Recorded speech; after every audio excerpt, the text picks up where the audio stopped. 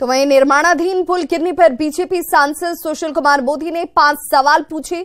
सुशील मोदी ने पूछा कि मुख्यमंत्री और डिप्टी सीएम क्या कोई जिम्मेदारी लेंगे। साल भर पहले महासेतु का एक हिस्सा टूटने पर जांच रिपोर्ट का इंतजार किए बिना निर्माण आखिर फिर क्यों शुरू कर दिया गया। विधानसभा में कमजोर निर्माण के सवाल पर डिप्टी सीएम ने किस आधार पर दी थी क्लीन चिट। जब महासेतु का एक हिस्सा टूटा और आईआईटी रुड़की को इसकी जांच सौंपी गई, तब उसकी अंतरिम रिपोर्ट का इंतजार किए बिना निर्माण की गति क्यों बढ़ा दी गई। जब विधानसभा में डॉक्टर संजीव ने पुल का पाया कमजोर होने का सवाल उठाया था, तब डिप्टी सीएम तेजस्वी यादव ने किस आधार पर क्लीन चिट दे दिया। अगर पुल का एक हिस्सा खुद नहीं टूटा बल्कि डिजाइन की गलती की वजह से उसे तोड़ा जा रहा था, तो उस जगह से मजदूर लापता कैसे हो गए। साल भर पहले जब महासेतु का एक हिस्सा टूटा, तब निर्माण एजेंसी के खिलाफ क्या कार्रवाई की गई। प्रस्तावित महासेतु का शिलान्यास होने के 8 साल बाद भी निर्माण आखिर पूरा क्यों नहीं हुआ। मुजफ्फरपुर में कई कार्यक्रमों में शामिल होने पहुंचे केंद्रीय मंत्री भानु प्रताप सिंह वर्मा ने भागलपुर में गंगा नदी पर बन रहे पुल के ध्वस्त होने पर सवाल उठाया है। केंद्रीय मंत्री ने इसकी जांच की मांग की है और दोषियों को पहचानकर उनके खिलाफ सख्त कार्रवाई की मांग की। जो ध्वस्त हो गया, सरकार के खिलाफ वो जांच होना चाहिए। जो ध्वस्त हो गया, सरकार के खिलाफ वो जांच होना चाहिए। तो केंद्रीय मंत्री भानु प्रताप को आप सुन रहे थे, जिनका कहना है कि भाई अगर पुल टूटा है तो इसकी जांच होनी चाहिए और जांच होकर कार्रवाई दोषियों पर जरूर होनी चाहिए। 12 जून को होने वाली विपक्ष की बैठक फिलहाल टल गई है। बैठक की अगली जो तारीख होगी, अब तक वो तारीख तय नहीं हुई। हालांकि जो सोर्सेज हैं, जो सूत्र हैं, वो बताते हैं कि 22 या फिर 23 जून को यह बैठक हो सकती है। बैठक टलने को लेकर बीजेपी ने निशाना जरूर साधा है।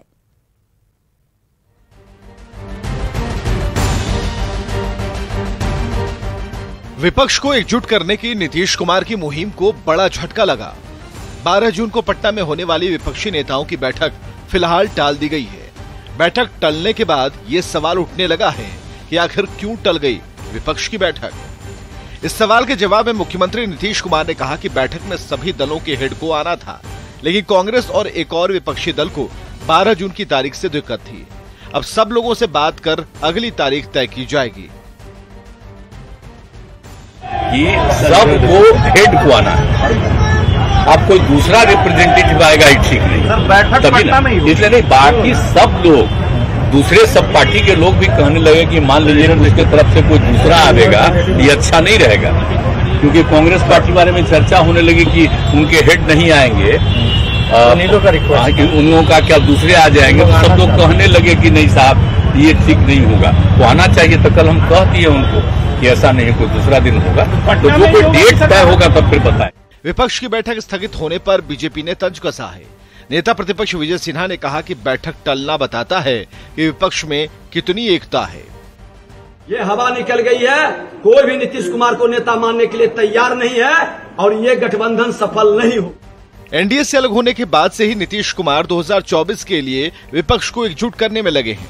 नीतीश ने करीब 10 पार्टियों के नेताओं से मुलाकात की, तब जाकर यह तय हुआ कि 12 जून को पटना में विपक्ष की संयुक्त बैठक होगी। लेकिन सवाल है कि जब बैठक की तारीख को लेकर विपक्षी नेताओं में एक राय नहीं बन पा रही, तो क्या एक साथ चुनाव लड़ने पर सहमति बन जाएगी। न्यूज़ 18 के लिए पटना से शैलेंद्र कुमार और विनीता मिश्रा के साथ ब्यूरो रिपोर्ट। बीजेपी कार्यकर्ताओं पर हमले को लेकर सम्राट चौधरी ने कहा कि जिस प्रकार से उनके कार्यकर्ताओं पर हमले हो रहे हैं, वैसे में मुख्यमंत्री नीतीश कुमार को भी सचेत होने की जरूरत है। आने वाले समय में कभी भी उन पर भी हमला हो सकता है। जनता पार्टी के जिला अध्यक्ष हमारे अरवल के हैं, उनके ऊपर हमला हुआ और बिहार की सरकार सोई हुई। भारतीय जनता पार्टी के कार्यकर्ताओं पर इसी तरह हमला नीतीश बाबू होता रहेगा, आप एक दिन आप भी नहीं बचेंगे, आपके ऊपर भी अपराधी हमला करते रहेंगे। इसलिए अपराधियों को समाप्त करना है और बिहार में भाजपा के लोगों को इस तरह यदि नीतीश कुमार की सरकार लगातार तंग करने का काम करेगी, ये दुर्भाग्यपूर्ण होगा। जेडीयू के राष्ट्रीय अध्यक्ष ललन सिंह ने एक बार फिर से पीएम मोदी पर निशाना साधा। लखीसराय में किसान सम्मेलन को संबोधित करते हुए ललन सिंह ने कहा कि केंद्र की सरकार कभी बेरोजगारी, महंगाई और देश की समस्या पर बात नहीं करती। वे लोग सिर्फ धर्म के नाम पर राजनीति करते हैं। ललन सिंह ने कहा कि इस साल नवंबर में मध्य प्रदेश के चुनाव में बीजेपी सत्ता से बाहर होने के साथ ही देश की सत्ता से भी बाहर हो जाएगी। आप तो एगो काम नहीं कियो, कभी काम कियो तो बोलो हम इस काम हमने 5-9 साल में ये काम कर दिया, अब हमको वोट दीजिए तो नहीं बोलो। सुबह से शाम तक टीवी आप लोग भी देखते होंगे, भोरे से शाम तक धार्मिक उन्माद, कैसे समाज में धर्म में बांटा जाए, हिंदू मुसलमान सिख ईसाई। नीतीश कुमार जी कभी हिंदू मुसलमान सिख ईसाई करते हैं? पटना में सीएम नीतीश कुमार ने आज 2500 करोड़ की योजनाओं का शिलान्यास और उद्घाटन किया। भवन निर्माण विभाग और बिहार राज्य भवन निर्माण निगम की तरफ से आयोजित कार्यक्रम में 18 विभाग की योजनाओं का शिलान्यास और उद्घाटन किया गया। सीएम ने 1340 करोड़ 46 लाख की 106 योजनाओं का उद्घाटन किया। वहीं 1179 करोड़ 87 लाख की 83 योजनाओं का शिलान्यास हुआ। सीएम ने इस मौके पर अधिकारियों को कई योजनाओं के निर्माण में हो रही देरी को जल्द पूरा करने के निर्देश दिए, साथ ही समय से मेंटेनेंस कराने की भी निर्देश दिए।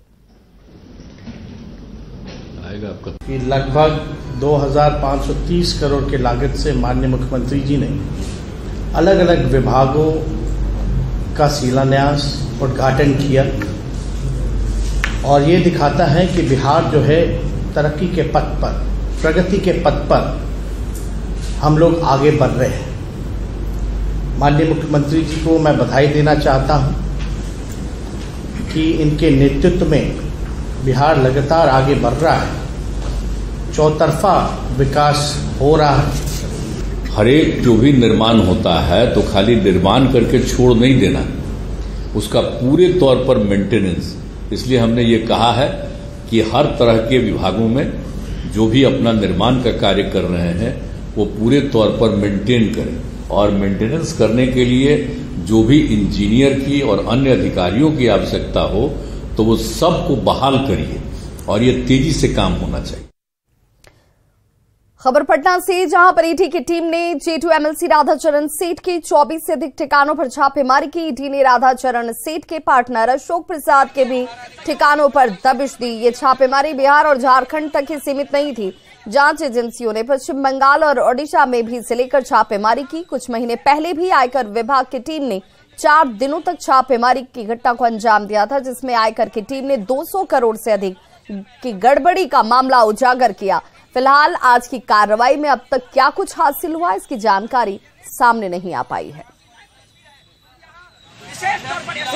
वहीं भोजपुर में J2 MLC राधाचरण साह के ठिकानों पर ईडी की छापेमारी हुई और MLC राधाचरण साह के घर दूसरी बार हुई रेड से बालू कारोबारियों में हड़कंप जरूर मच गया। इसी साल फरवरी महीने में भी MLC राधाचरण साह के आगरा और पटना समेत कई ठिकानों पर इनकम टैक्स की टीम ने करीब 5 दिनों तक छापेमारी की थी और आज फिर ईडी की टीम ने उनके आरा के बाबू बाजार और बिहारी मिल स्थित आवास पर धावा बोला, जिससे J2 MLC राधाचरण साह की मुश्किलें जो है वो बढ़ती हुई नजर आ रही हैं।